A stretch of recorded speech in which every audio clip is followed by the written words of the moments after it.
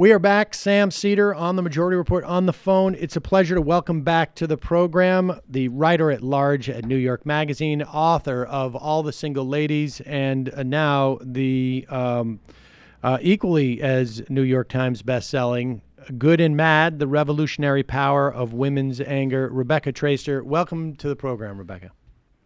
Thanks for having me back, Sam. All right, so let's just, I'm struck by, all right, let's start with just how you decided to write a book about anger, because in many respects, well, I don't want to say all respect, but in many respects, your sort of, I guess, personal journey with this issue is mirrored in the country contemporaneously all around us. Yeah, I mean, I think that one of the things that is true about my professional work that's been going on now for, 15 years. I've been a feminist journalist for 15 years, and anger has always undergirded my work. I write about gendered and racial and economic inequality. I write about progressive politics. I write about the women's movement and its many iterations. And you wouldn't do that work if you weren't angry. So it's not as though that is new. But one of the things, you asked how I came to write this book. One of the things that became clear to me is I have also, in my work as a journalist, sort of tried not to lead with anger, because I know that women's anger, I know from the history of how women's movements are caricatured and characterized, how progressive movements and women within them are caricatured as troublemakers, as disruptive, as hysterical, as illegitimate, as particularly for women of color, as threatening and militant. How progressive disruptiveness is characterized as mob-like, right? We see a lot of examples of that right now.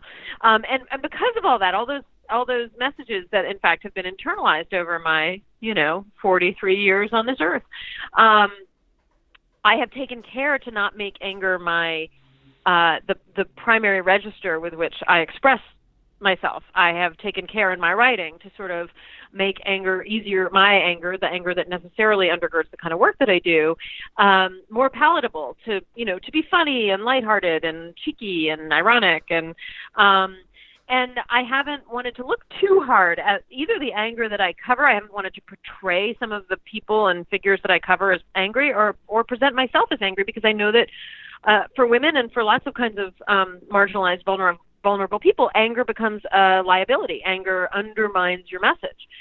And in the wake of the 2016 election, there was so much anger bubbling, and I found it hard. The way I put it in my own head was, it was hard for me to think straight because I was so angry. And it was like seeing the anger not as a clarifying or instructive force or reaction, but as an obstructive one, as something that clouded my thinking. And, it was in a personal conversation I had with my husband where I sort of expressed just that thought, like, I'm trying to figure out what my next set of responsibilities is as a writer, as a white feminist, as a, somebody looking at progressive politics. What's my work going forward? But I can't think clearly because I'm so angry. And my husband sort of said in passing, well, maybe you should write about anger. And it was just this bare suggestion that I was like, oh my God, what if I look directly at the anger, the thing that we're supposed to sort of cover over or put to the side or not stare directly at, that undergirded, like that was the thing that led me to write this book. And it was incredibly revelatory and freeing, and I learned a lot, because I learned about how the degree to which we're all discouraged from considering anger as its own, as politically consequential, as a potent force in social and political movements, when in fact it always has been. And so it was really the process of writing the book was like lifting a curtain on a thing we'd been trying to take care not to look directly at or deal directly in for so long. And it was I've learned so much just by the act of sort of taking the anger, not just my own, it's not about my anger, but the anger of women who have preceded me and who have been angry long before I ever made it to this earth, taking that anger seriously and looking at what it's wrought, the way it's changed laws, norms, customs, protections, how it has been the propellant force behind so many social movements. It's been incredibly surprising, and I've learned so much. All right. Okay. How much... All right, because I feel like I have now 8 questions I want to ask simultaneously, but I know that's not fair. I think I just answered 8 questions simultaneously. Well, so but yes, but I mean there. Okay, so I want to just keep it sort of like a personal, and then I want to get to that sort of the more of the role of anger in the context of progress for women, and then we'll get into sort of how anger is received, and expressed differently, obviously, between men and women, and differently situated women. But that quality of being aware, and I feel like every woman must, to some degree or another, have an awareness that there is a danger in expressing anger in a way that's not dangerous for men. And yes, of course. To what extent do you think the election of Trump as an inciting event, sort of raised people's consciousness to how much they were suppressing, or simply said, you know what, I'm done with the suppressing? I think it was a combination of factors. I think that excuse me. I think that the shock of it, and by shock of it, I mean I was somebody who covered Hillary Clinton's campaign. I was not shocked that Hillary Clinton lost the presidency. Simultaneously, if this makes any sense, I was shocked that Donald Trump won. Right.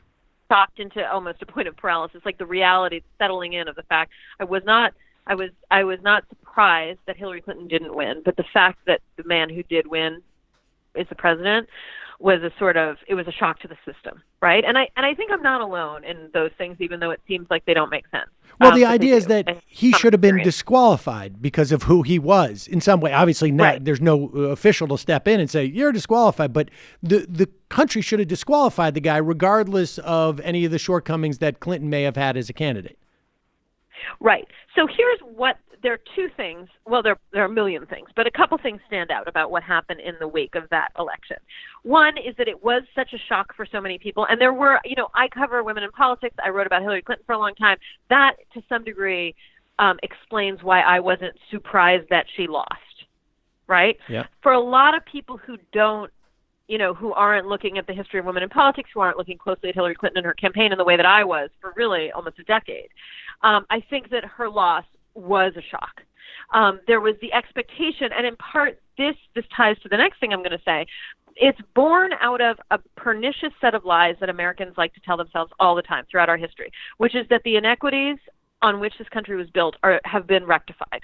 They've been addressed. They've been fixed. The great lie that is told people who, from the start in this country, have been rendered marginal or who have been subjugated or oppressed in some way, is that it's been fixed now, that the inequities are in our past.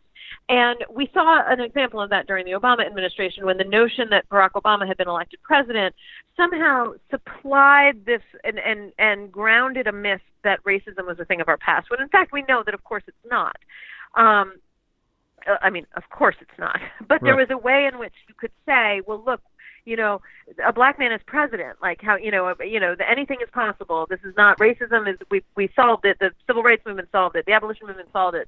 Barack Obama solved it. It's done. The Supreme Court basically said that in their gutting of the Voting Rights Act. That's exactly right. That is what they said. This is no longer a problem that plagues us. We no longer need these protections. Okay. Now that is part of, and the same thing happens around gender. The same thing, and we've heard it. We're bathed in it, right? There are more women on college campuses than there are men. In fact, there's the boy crisis in education. There's, who is like, we've solved this twice. We've had an inevitable presidential candidate who was a woman, then won both times. I don't know if you heard, she was inevitable. It's weird that she hasn't been president yet because she was totally inevitable. This is a done deal, and in fact, part of why people assumed that Hillary Clinton was going to win is because of all the sort of structural stuff that had historically kept women from the presidency or even a nomination from a major party for the presidency. Stuff like they didn't have the support of their party. They didn't have the fundraising capabilities that their male peers had. Hillary Clinton anticipated all those things that had kept Shirley Chisholm from winning a nomination in 1972.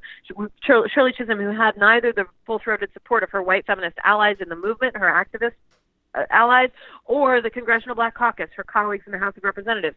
She talked about that she didn't have the sort of structural institutional support. She didn't have the fundraising money. In 1987, Pat Schroeder, Representative Pat Schroeder tried to thought about running for president. She couldn't raise the money, and she didn't have the support of her party. These were part of the structural impediments that had been in women's ways. Hillary Clinton wanted to be president. She tried twice.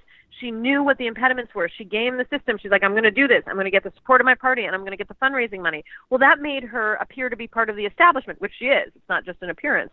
And sort of took away the notion that everybody was like, there was a sense that it didn't even matter that she was a woman because she was the establishment candidate. She was the one who was coming in with more power than anybody else, right? And that, of course, wound up working against her in 2016.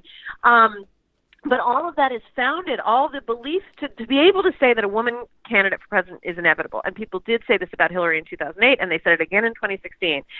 It functions alongside that sort of Supreme Court, like we can gut the voting rights out. We could never say in this country, it is utterly dishonest to ever suggest that a nation that has never had a woman president, that has until 2016 never had a woman nominated by a major party for the presidency, that has never had a woman vice president, that a woman would inevitably become the president. That is a lie, and it's part of a far more pernicious lie that is attached to all this. Look, post-feminist thought, there was an anti-feminist backlash in the 80s and 90s that undergirded this. There's no longer anything for women to be angry about. This was especially true for white middle-class women who, of course, did reap many of the benefits of the civil rights and women's movements of the 1960s and 70s, and did reap the benefits of affirmative action at higher rates than almost anybody else, and did have all kinds of middle-class white women who got all kinds of rights and protections extended to them. And those were a lot of the women who sort of swallowed this notion that there was no longer, if they were angry about what they perceived to be sexism or misogyny, unequal power in the world, that anger was probably illegitimate because it's not true, right? That is the lie. We solved it. There are more women on college campuses. There's an inevitable woman president. Things are fine for women. Now, what Donald Trump winning the presidency did, and it's not just this, it was exposed that even the women who basically won white patriarchy, even Hillary Clinton, a wealthy woman who had gamed out the system, who had gotten institutional support, who was wildly qualified to be president, could still be beaten by this cartoon character of juvenile incompetence and racism and xenophobia and sexism. That made undeniable that women had something to be mad about, right? And it's in the same way you saw a similar thing happen around the hashtag Me Too movement in the fall of 2017, when many of the most prominent complainants about sexual assault and harassment were not only middle-class white women, but extremely wealthy white actresses who told some of the first stories about Harvey Weinstein. Right. These were women who, would have been told, like, they're rich, they have power in Hollywood, they have every advantage and every privilege, and yet they could still tell stories about how the arc of their career was fundamentally shaped by assault, about how they had experienced the in many cases, physical violence, sexual violence, or, harassment, how they had been sidelined, how they had less power in a situation. A lot of this made people aware of and better able to give voice to the fury that they felt and have things to pin it on. The same is true of Christine Blasey Ford, a middle-class white woman, an advanced degree. It was evidence. There's evidence out there that everything is not equal, that there are still power imbalances. And it's a window in which there's ample evidence to correct the pernicious lie that America tells itself over and over again, which is that inequity is a thing of structural, systemic inequity is a thing of its past. But what that means is that it's brought a lot of middle-class white women to anger in a way that they haven't been before. And that is the population that is sort of newly awakened to its anger. And it stems from the shock of seeing Hillary Clinton lose the presidency, and also the realization that, okay, now I can point to certain things and say, I have every reason to be mad. You can't tell me that my anger is illegitimate. I mean, the perniciousness of that lie, it seems to me, is even greater, or was even greater than the lie that we tell ourselves about race, because it almost didn't even have to be articulated. You know, I mean, like I feel like there was, the Supreme Court is going to make an argument. Like, we don't have racism anymore because they have to, almost. It was Right. almost the notion that there was not this sort of a deep misogyny in the, interwoven into our American psyche. It was almost as if that argument didn't even have to be made. It was so accepted that it wasn't there on some Well, level. there are things about a gender power imbalance that are very particular to the nature of the fact that, women are an oppressed majority. It's a very unusual structural reality, right? Right. There are more women than there are men. And yet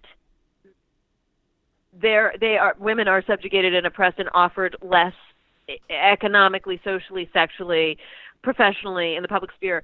And that creates a number of crazy dynamics, including that every woman has men in her life, and every man has women in his life. And that means when you and that's one of the reasons that it is the women's movement is explosive, it is combustible, it is always precarious, and it really only coheres, sort of, if you look at the historical story, only about every 50 years. It's very hard to converge around a movement that wants to challenge gendered power imbalances. And that's because the nature of gender relationships, which are familial, social, sexual, romantic, within a community, means that if you challenge those gender imbalances, you are disrupting intimate personal relationships. Right. And that is different from other kinds of social and even identity politics disruptions within power structures, because it means fighting a battle that might have consequences in your bed, at your kitchen table, at your Thanksgiving dinners, right? It's changing dynamics of romantic and marital partnerships. It's changing dynamics within the offices in which you work. And that is it makes things, it's hard to get people to have that fight because it disrupts the dailiness of their lives. And so, it's both. It seems the stakes and the constraints. So I mean, it's both like the price that you could pay, but also just structurally, there's not even the room to take a step back and assess because it's so right. daily. Because it's all kinds of things. These are intimate relationships with the people we love. It's one of the reasons that the conversation around sexual harassment, there have been so many iterations of this. This has been a building awareness starting in the mid-'70s when women began filing some of the first sexual harassment lawsuits. Many of them were women of color who were borrowing from civil rights law to, and sort of using the things that they had learned, via fighting for legal protections around race and applying them to the treatment that they were getting within offices. And that led to the sort of naming of a behavior that came in the 1970s to be called sexual harassment, worked its way up through the Supreme Court. In 1986, there's a Supreme Court decision that bans sexual harassment under Title VII of the Civil Rights Act. Then in 91, you have Anita Hill describing the sexual harassment she experienced while working with Clarence Thomas. It, of course, does not stop his ascent to the Supreme Court. In fact, his place on the Supreme Court, it leads to and is part of the gutting of the Voting Rights Act, which indirectly leads to or directly leads to the election of Donald Trump, right? You can draw a direct line between all of this stuff. Yeah. But it is also true that Anita Hill's testimony also leads to a record year, the next year, the first year of the woman, in which a record number of women are elected to office. It leads to a broader conversation around sexual harassment. But when you talk about these things, one of the reasons it takes so long is because it means changing behaviors. Like there are so many, we are intimately dependent on and connected to some of the, I write in the book that it means the bad guys are in many cases also our good guys. Right? They are our colleagues and our friends and our boyfriends and our husbands and our fathers and our sons. And that's why you can hear this language of intimate reliance and intimate loyalty.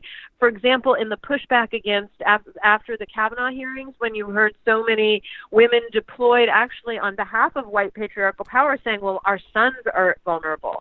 This is what Donald Trump says. It's a very scary time for young men. The notion of maternity, we have to protect our boys.